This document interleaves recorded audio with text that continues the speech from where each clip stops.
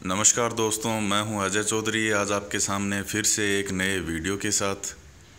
और देखिए, आज का जो हमारा वीडियो है वो अभिप्रेरण से संबंधित है। ये पब्लिक एड का एक टॉपिक है और अभी बीच में वीडियो नहीं आ पाया 2 दिन, तो मेरा स्वास्थ्य बहुत ज़्यादा ख़राब था और अभी भी है। लेकिन मैं अपनी ओर से फिर भी पूरी कोशिश कर रहा हूँ कि आपके सामने महत्वपूर्ण वीडियो बना के पेश कर सकूँ। तो आप प्लीज़ इसको ध्यान से देखिएगा।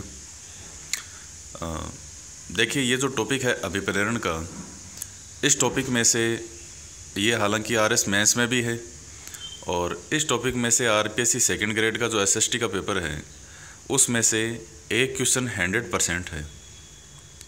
100% एक क्वेश्चन आज मैं आपको टॉपिक यहाँ पढ़ाने जा रहा हूँ, इसमें से निश्चित रूप से एक क्वेश्चन आएगा, इसमें कोई डाउट नहीं है। और कहाँ कहाँ से वो पूछ सकता है वो भी आपको बताऊंगा। पहले मैं इस टॉपिक के जो महत्वपूर्ण सिद्धांत हैं, जो भी इसके मुख्य फैक्ट हैं, वो आपके सामने पेश करूंगा। और नेक्स्ट वीडियो में इस टॉपिक में से जो पिछले सालों में आए हुए क्वेश्चन हैं और जो संभावित क्वेश्चन हो सकते हैं वो आपके सामने पेश करूंगा। तो फिर देखते हैं कि आप इसमें से क्या समझे और आपके कितने क्वेश्चन सही होते हैं।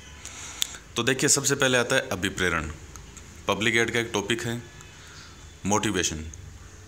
देखिए, अभिप्रेरण होता क्या है, आखिर मोटिवेशन क्या होता है। आपने बहुत बार सुना होगा कि मोटिवेशन करो, किसी को मोटिवेशन देना, किसी को मोटिवेट करना। तो आखिर ये मोटिवेट को हम लैंग्वेज के रूप में कैसे लाएंगे। मोटिवेशन मानव की एक प्रवृत्ति है। प्रवृत्ति कैसी? मानसिक प्रवृत्ति है क्या, जिससे उसमें कार्य करने की इच्छा और आत्मविश्वास को जिससे उसमें कार्य करने की इच्छा और आत्मविश्वास को बढ़ा दिया जाता है, उसे कहा जाता है मोटिवेशन। यानी व्यक्ति की इच्छा शक्ति को प्रेरित करना।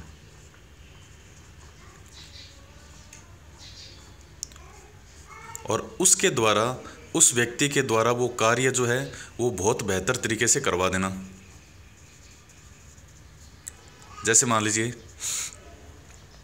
कोई स्टूडेंट है और वो स्टडी नहीं कर पा रहा है या डिमोटिवेट है, उसको लगता है कि शायद मेरा सिलेक्शन नहीं होगा, अगर नहीं हुआ तो क्या होगा। तो बहुत सी जो आशंकाएं होती है वो उस छात्र को प्रभावित करती है। लेकिन उस छात्र को उसकी इच्छा शक्ति को अगर जगा दिया जाए और सही डायरेक्शन के अंदर उसको प्रेरित किया जाए तो वो स्टूडेंट अपना बहुत बेहतर दे सकता है। और यही तो चाहिए हमें। इसी को कहा जाता है मोटिवेशन, कि किसी की व्यक्ति की इच्छा शक्ति को इतना प्रेरित करना कि हम उससे वह कार्य करवा सकें। इसी को कहा जाता है मोटिवेशन। अब देखिए, इसके बारे में कुछ महत्वपूर्ण फैक्ट हैं कि एक थिंकर में फ्रांसिस लिंकट, ये जो लिंकट है, इन्होंने अभिप्रेरण को प्रबंध का हृदय कहा है। मोटिवेशन को प्रबंध का हृदय। देखिए, उसके बाद हम बात करते हैं कि प्रबंध का हृदय है कौन, मोटिवेशन। ये किसने कहा है? ये कहा है फ्रांसिस लिंकट ने। इसको याद कैसे करेंगे, आप याद करने की ट्रिक बता देता हूँ कि मोटिवेशन को हृदय से लिंक कर दिया। मोटिवेशन को हृदय से लिंक कर दिया तो लिंक से हो जाएगा लिंकड। उसके बाद नए फैक्ट की बात करते हैं कि जो मोटिवेशन है वो इंग्लिश के मोटिव वर्ड से बना है। और मोटिव किससे बना है? ये लैटिन भाषा का वर्ड है मूवेर। मूवेर का मतलब क्या होता है? यानी टू मूव, चलना या गतिशील होना। तो वही है कि मोटिवेशन एक मानसिक स्थिति है। सारा खेल जो है वो सिर्फ दिमाग का है, किसी व्यक्ति को प्रेरित करना कुछ कार्य करवाने के लिए, वो उसे कहा जाता है मोटिवेशन। मोटिवेशन का आधुनिक अर्थ किसने दिया? 1938 में अब्राहम एच मास्लो के द्वारा इसका आधुनिक अर्थ दिया गया। तो ये भी बहुत महत्वपूर्ण फैक्ट है। ये आपके सामने मैं वही फैक्ट रख रहा हूँ जो आपके एग्ज़ाम के दृष्टिकोण से बहुत ज़्यादा महत्वपूर्ण है।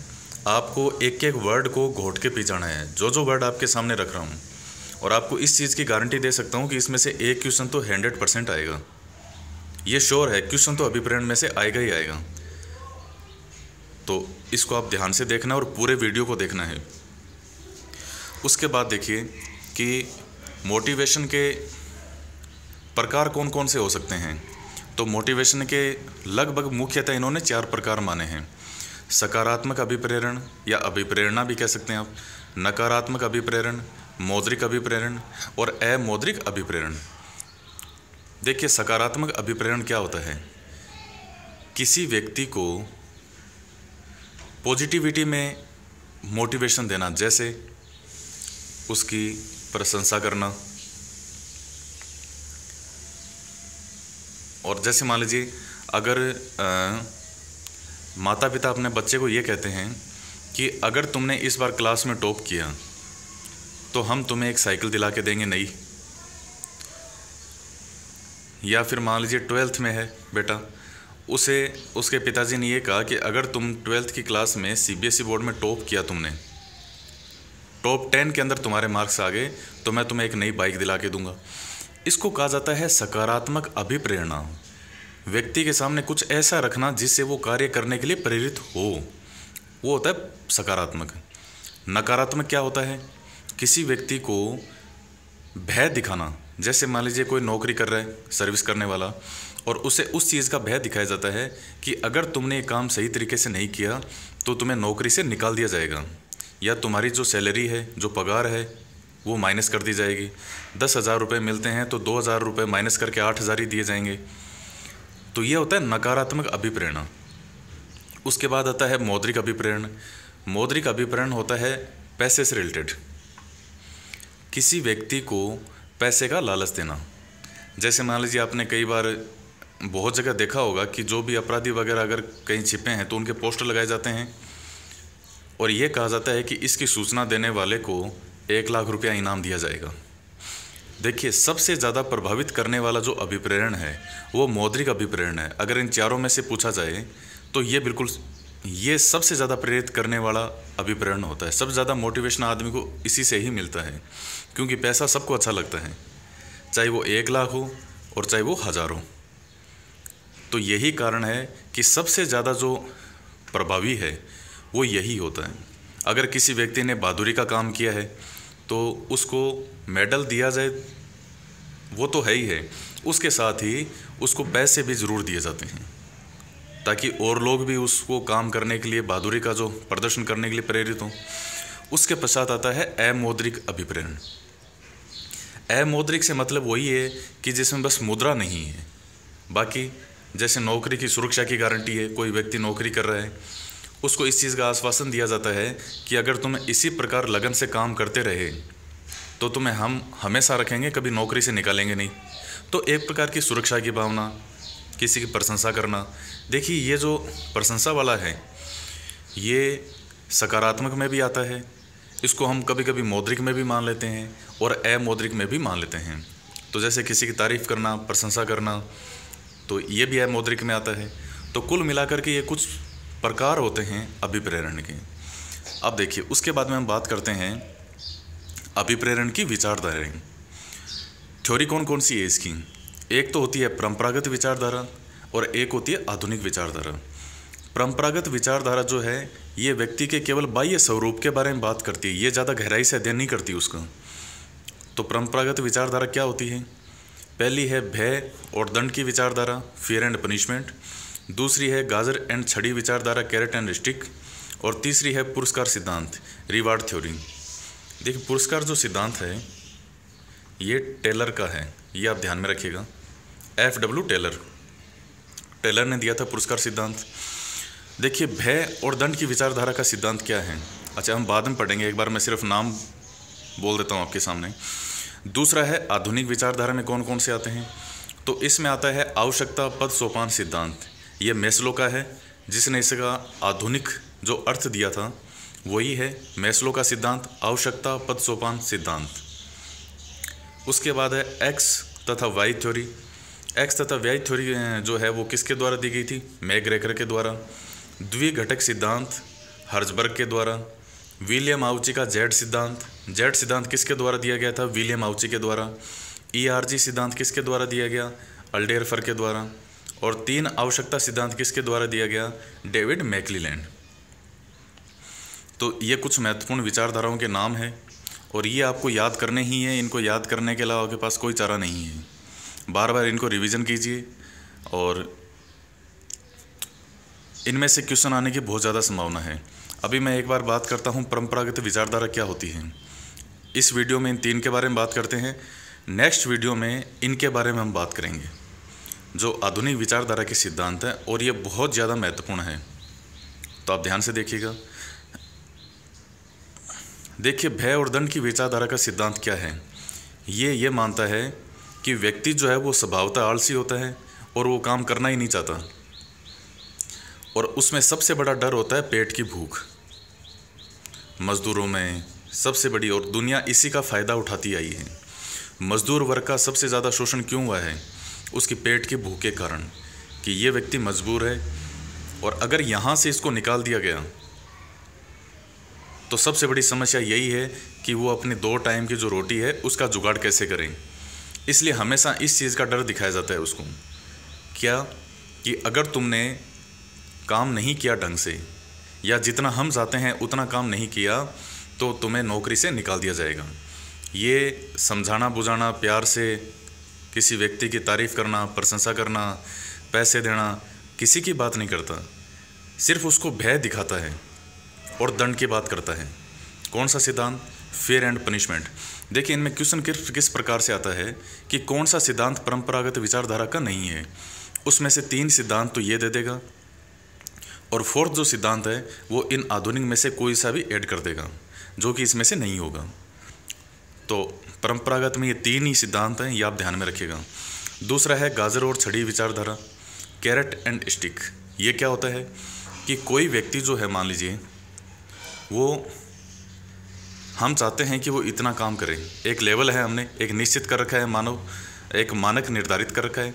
अगर वो व्यक्ति इससे ज़्यादा काम करे तो गाजर यानी लालच, उसको चाहे पैसे दो, चाहे तारीफ़ करो, प्रशंसा करो, कुछ भी हो, उसको प्रेरित करना। और छड़ी विचारधारा, अगर वो इस मानक से कम काम करता है तो उस व्यक्ति को दंड देना। ये है, अच्छा काम करोगे तो मीठा मीठा मिलेगा और काम कम करोगे तो कड़वा कड़वा मिलेगा। तो एक प्रकार से ये सिद्धांत है गाजर और छड़ी विचारधारा। तीसरा सिद्धांत होता है पुरस्कार सिद्धांत, रिवार्ड थ्योरी। ये वही है कि किसी व्यक्ति को पुरस्कार दिया जाए, लालच के हम ये कहें कि भाई वही आगे एक प्रकार से जो सकारात्मक अभिप्रेरणा वाला मैंने आपको अर्थ बताया था, मौद्रिक अभिप्रेरणा बताया था और अमौद्रिक अभिप्रेरणा, ये जो तीनों हैं ये तीनों इसमें आ जाएंगे पुरस्कार सिद्धांत में, रिवार्ड थ्योरी में, जो कि किसका है? टेलर का है। तो देखिए, ये परंपरागत विचारधारा तक हमने इसका अध्ययन किया है और नेक्स्ट वीडियो में हम आधुनिक विचारधारा का अध्ययन करेंगे। तो ये आप समझ गए होंगे। अभिप्रेरण के बारे में फिर से आपको बता दूं, ये मनुष्य की एक मानसिक स्थिति है। अभिप्रेरण कोई बाहर से नहीं दिखता है और उस व्यक्ति की इच्छा शक्ति को प्रेरित करना, उस व्यक्ति की इच्छा शक्ति को जगाना कि वो व्यक्ति वो कार्य करने के लिए अंदर से मोटिवेट हो, अंदर से प्रेरित हो और पूरे जी जान, मेहनत और लगन से वो कार्य करें, उसी को कहा जाता है मोटिवेशन।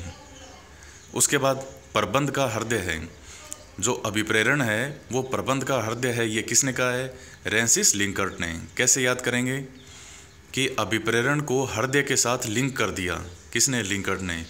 उसके पश्चात लैटिन भाषा के कौन से वर्ड से बना है? मूवेर से बना है, जिसका मतलब होता है टू मूव, चलना या गतिशील होना। उसके बाद मोटिवेशन का आधुनिक अर्थ किसने दिया? अब्राहम एच मास्लो ने 1938 में। फिर उसके बाद में हमने बात की इसके प्रकार कौन से हैं? सकारात्मक, नकारात्मक, मौद्रिक और अमौद्रिक। फिर हमने बात की इसकी 2 विचारधाराएं हैं, परंपरागत और आधुनिक। परंपरागत है वो केवल बाह्य स्वरूप पर ज़्यादा ध्यान देती है, भय और दंड की विचारधारा, गाजर और छड़ी और पुरस्कार सिद्धांत। और आधुनिक विचारधारा में आवश्यकता पद सोपान सिद्धांत, अक्ष तथा व्यय थ्योरी, द्विघटक सिद्धांत, जेड सिद्धांत, ERG सिद्धांत और 3 आवश्यकता सिद्धांत। देखिए, इनके नाम भी आपको याद करने बहुत ज़रूरी हैं। एक क्वेश्चन तो यहीं से बन जाता है कि ये सिद्धांत दिया किसने। हर सिद्धांत के ब्रैकेट में मैंने उसका नाम लिखा है और अब नेक्स्ट वीडियो में इनके बारे में डिटेल में बात करूँगा आपकी कि इनका मतलब क्या है। तो मिलते हैं हम नेक्स्ट वीडियो में, तब तक के लिए धन्यवाद।